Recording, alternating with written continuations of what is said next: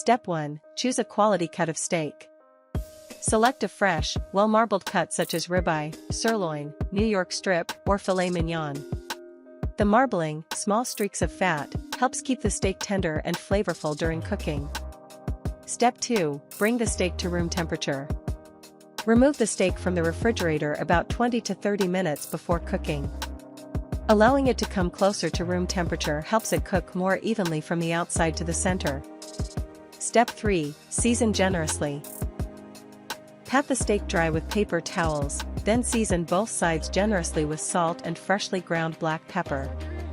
If desired, add garlic powder or your favorite steak seasoning for extra flavor. Step 4. Preheat the pan or grill. Heat a heavy skillet, preferably cast iron, or preheat your grill over medium-high to high heat. A hot cooking surface is essential for creating a rich, golden brown crust while locking in the juices. Step 5. Sear the steak. Place the steak on the hot pan or grill and let it cook without moving it for several minutes. Flip it only once to develop a flavorful crust on both sides. Avoid pressing down on the steak, as this can squeeze out its natural juices. Step 6. Cook to your preferred doneness. Continue cooking until the steak reaches your desired level of doneness.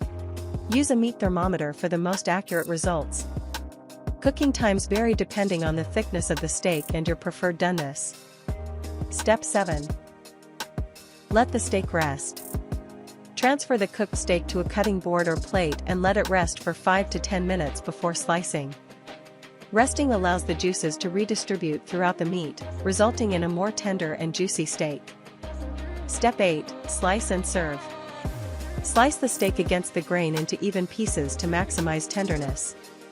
Serve it with roasted vegetables, mashed potatoes, a fresh salad, or your favorite side dishes for a delicious and satisfying meal.